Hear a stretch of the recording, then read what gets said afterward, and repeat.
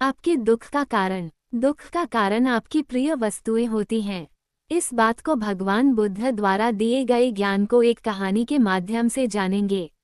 आइए जानते हैं आपके दुख का कारण। एक व्यापारी था जो अपने लड़के से अपने प्राणों से ज्यादा प्यार करता था। वो लड़का उसकी आंखों का तारा था। वो अपने लड़के को देखकर ही जीता था। जब तक वो अपने लड़के को देख न ले उसे चैन नहीं मिलता था। वो लड़का ही उसकी खुशियों का कारण था। एक दिन दुर्भाग्य से लड़का अचानक बीमार हो गया। काफी इलाज कराया पर लड़के की हालत दिन पर दिन बिगड़ती जा रही थी।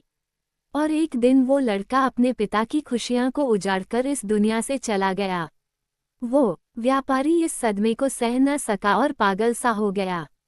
एक दिन वो घूमते हुए श्रावस्ती नामक स्थान पर पहुंचा। उस समय श्रावस्ती के जेतवन में भगवान गौतम बुद्ध रहते थे। वो दुखी व्यापारी भी भगवान बुद्ध के दर्शन करने हेतु पहुंचा। बुद्ध को प्रणाम कर वो एक कोने में बैठ गया। गौतम बुद्ध ने उसकी ओर देखा और बोले, तेरी इंद्रियां कुछ चंचल मालूम पड़ती हैं। तू बहुत दुखी है। वो व्यक्ति बोला, महाराज मेरा प्यारा इकलौता बेटा मेरे सुख का कारण मेरी इस सुख की दुनिया को उजाड़कर इस दुनिया से चला गया। उसके दुख में मैं अपनी सुध बुद्ध खो बैठा हूँ और यहाँ वहाँ घूमता रहता हूँ।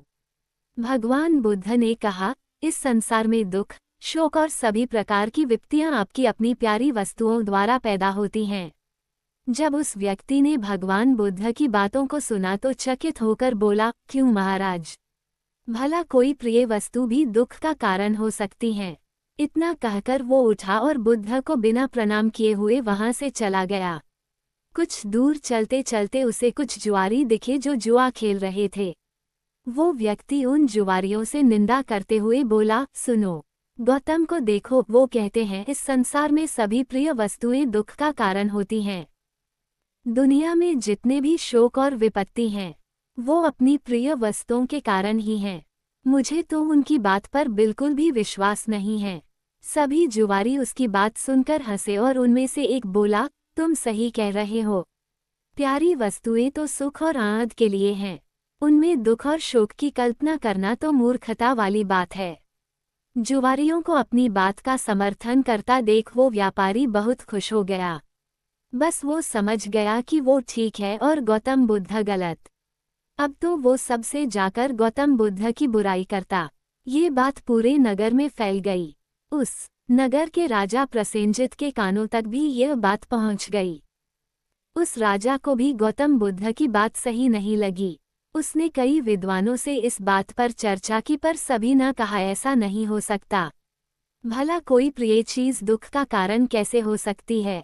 जब ये बात रानी ने सुनी तो उसने राजा से कहा, महाराज यदि गौतम बुद्ध ने यह बात कही है तो निश्चित ही यह सही होगी। रानी की बात सुनकर राजा क्रोधित स्वर में बोला, गौतम जो भी कहता है तू बस उसकी बात का गुणगान ही किया कर। ये सब तेरा भ्रम है। तुझे एक भ्रम के रास्ते पर जानबूझकर भटकते हुए देखकर मेरी आंखें जली जा रही हैं। जा हट जा यहाँ से। भगवान बुद्ध के खिलाफ रानी कुछ नहीं सुन सकती थी, इसलिए दुखी होकर वहां से चली गई। रानी ने नालिजंग नाम के एक ब्राह्मण को बुलाया और कहा, तुम शीघ्र ही भगवान बुद्ध के पास जाओ और उनको मेरी तरफ से सादर प्रणाम करके कहना कि संसार में प्रिय वस्तुएं दुख का कारण कैसे होती हैं। जब वो तुमको इसका उत्तर बताए तो उनकी एक भी बात को भूल न जाना और सारी बात मुझे आकर बताना। नालिजंग बुद्ध के पास गया और उनसे मल्लिका द्वारा कही बात बता दी। भगवान बुद्ध बोले, हाँ, इस संसार में सभी प्रिय वस्तुएं दुख का कारण होती हैं। कुछ समय पहले एक स्त्री की मां मर गई। वो स्त्री अपनी मां के वियोग में इतनी दुखी हो गई कि उसका अपने शरीर का भी ख्याल नहीं रहा। वो फूलों से, पेड़ों से, आते जाते राहगीरों से यही पूछती कि क्या तुमने मेरी मां को देखा है। ऐसा इसलिए हुआ क्योंकि वो स्त्री अपनी मां से बेहद प्यार करती थी। बुद्ध आगे बोले, इसी तरह इस स्त्री अपने मायके गई।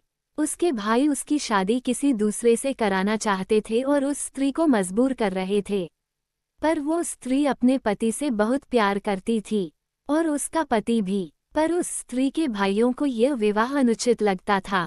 एक दिन वो स्त्री किसी तरह अपने पति के पास पहुंच गई। उसके पति ने कहा कि हम इस दुनिया में नहीं मिल पा रहे लेकिन स्वर्ग में तो जरूर मिलेंगे कहकर अपनी पत्नी को मार दिया और खुद भी आत्महत्या कर ली। नालजंग बुद्ध की सभी बातों को सुनकर और बुद्ध की आज्ञा लेकर रानी के पास पहुंचा और उन्हें सारी बात बताई।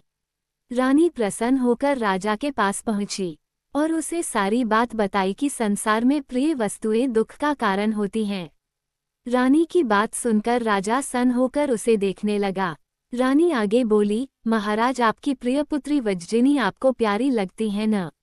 राजा बोला, हाँ मल्लिके, वो तो मेरी आंखों का तारा है। तब रानी ने कहा, यदि वज्जिनी के जीवन पर किसी विपत्ति का आक्रमण हो तो क्या आप दुखी नहीं होंगे? आपके दुख का कारण आपकी प्रिय वस्तुएं होती हैं। इस बात को भगवान बुद्ध द्वारा दिए गए ज्ञान को एक कहानी के माध्यम से जानेंगे। आइए जानते हैं आपके दुख का कारण। एक व्यापारी था जो अपने लड़के से अपने प्राणों से ज्यादा प्यार करता था। वो लड़का उसकी आंखों का तारा था। वो अपने लड़के को देखकर ही जीता था। जब तक वो अपने लड़के को देख न ले उसे चैन नहीं मिलता था। वो लड़का ही उसकी खुशियों का कारण था। एक दिन दुर्भाग्य से लड़का अचानक बीमार हो गया। काफी इलाज कराया पर लड़के की हालत दिन पर दिन बिगड़ती जा रही थी। और एक दिन वो लड़का अपने पिता की खुशियां को उजाड़कर इस दुनिया से चला गया। वो व्यापारी इस सदमे को सह न सका और पागल सा हो गया। एक दिन वो घूमते हुए श्रावस्ती नामक स्थान पर पहुंचा। उस समय श्रावस्ती के जेतवन में भगवान गौतम बुद्ध रहते थे। वो दुखी व्यापारी भी भगवान बुद्ध के दर्शन करने हेतु पहुंचा। बुद्ध को प्रणाम कर वो एक कोने में बैठ गया।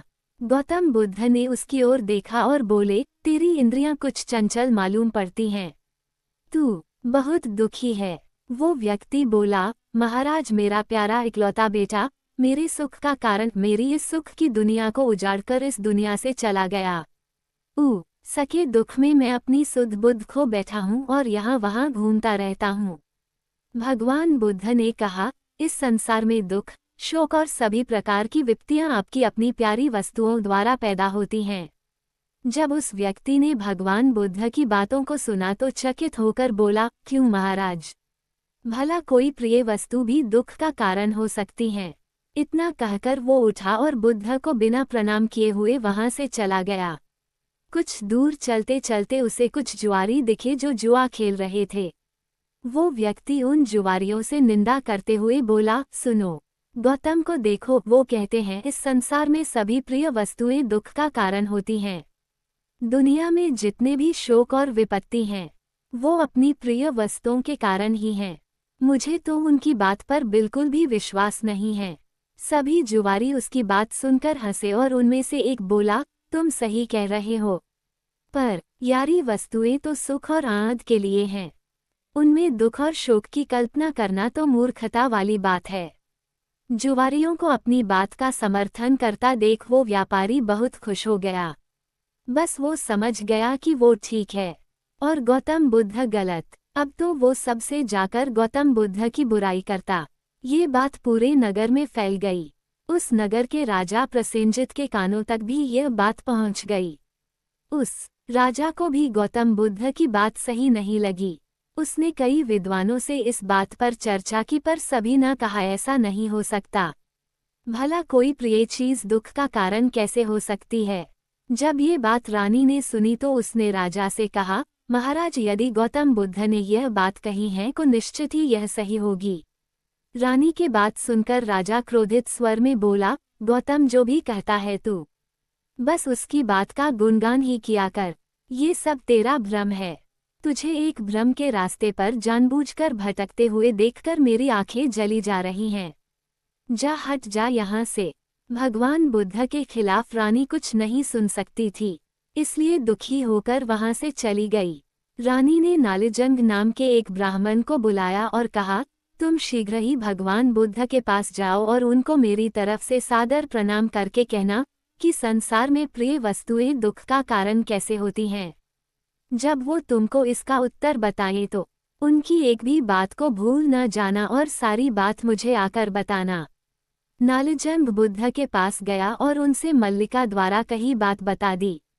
भगवान बुद्ध बोले, हाँ, इस संसार में सभी प्रिय वस्तुएं दुख का कारण होती हैं। कुछ समय पहले एक स्त्री की मां मर गई। वो स्त्री अपनी मां के वियोग में इतनी दुखी हो गई कि उसका अपने शरीर का भी ख्याल नहीं रहा। वो फूलों से, पेड़ों से, आते जाते राहगीरों से यही पूछती कि क्या तुमने मेरी मां को देखा है। ऐसा इसलिए हुआ क्योंकि वो स्त्री अपनी मां से बेहद प्यार करती थी। बुद्ध आगे बोले, इसी तरह इस स्त्री अपने मायके गई। उसके भाई उसकी शादी किसी दूसरे से कराना चाहते थे और उस स्त्री को मजबूर कर रहे थे। पर वो स्त्री अपने पति से बहुत प्यार करती थी और उसका पति भी। पर उस स्त्री के भाइयों को यह विवाह अनुचित लगता था। एक का दिन वो स्त्री किसी तरह अपने पति के पास पहुंच गई। उसके पति ने कहा कि हम इस दुनिया में नहीं मिल पा रहे लेकिन स्वर्ग में तो जरूर मिलेंगे कहकर अपनी पत्नी को मार दिया और खुद भी आत्महत्या कर ली। नालजंग बुद्ध की सभी बातों को सुनकर और बुद्ध की आज्ञा लेकर रानी के पास पहुंचा और उन्हें सारी बात बताई। रानी प्रसन्न होकर राजा के पास पहुंची और उसे सारी बात बताई कि संसार में प्रिय वस्तुएं दुख का कारण होती हैं। रानी की बात सुनकर राजा सन्न होकर उसे देखने लगा। रानी आगे बोली, महाराज आपकी प्रिय पुत्री वज्जिनी आपको प्यारी लगती है न? राजा बोला, हाँ मल्लिके, वो तो मेरी आंखों का तारा है। तब रानी ने कहा, यदि वज्जिनी के जीवन पर किसी विपत्ति का आक्रमण हो तो क्या आप दुखी नहीं होंगे? राजा बोला, दुखी नहीं का क्या मतलब, बल्कि मैं जो इसे अपने जीवन पर आक्रमण समझूंगा। इसी तरह रानी ने राजा को प्रिय लगने वाले मंत्री, सेनापति, राजगुरु आदि के संबंध में भी पूछा। इस पर राजा ने वही उत्तर दिया कि उनके जीवन पर यही विपत्ति आई तो उन्हें दुखी नहीं होगा, बल्कि उन्हें अपने जीवन का भी अंत मालूम होगा। रानी मुस्कुराते हुए बोली, महाराज अब तो आपको गौतम बुद्ध की बात समझ में आ गई होगी। राजा चौकन्ना होकर सोचने लगा और बोला, गौतम बुद्ध हमेशा सही उपदेश देते हैं। मेरी आंखें खुल चुकी हैं। उसके बाद राजा भी भगवान बुद्ध का वंदन करने लगा। राजा बोला, दुखी नहीं का क्या मतलब, बल्कि मैं जो इसे अपने जीवन पर आक्रमण समझूंगा। इसी तरह रानी ने राजा को प्रिय लगने वाले मंत्री, सेनापति, राजगुरु आदि के संबंध में भी पूछा। इस पर राजा ने वही उत्तर दिया कि उनके जीवन पर यही विपत्ति आई तो उन्हें दुखी नहीं होगा, बल्कि उन्हें अपने जीवन का भी अंत मालूम होगा। रानी मुस्कुराते हुए बोली, महाराज अब तो आपको गौतम बुद्ध की बात समझ में आ गई होगी। राजा चौकन्ना होकर सोचने लगा और बोला, गौतम बुद्ध हमेशा सही उपदेश देते हैं। मेरी आंखें खुल चुकी हैं। उसके बाद राजा भी भगवान बुद्ध का वंदन करने लगा।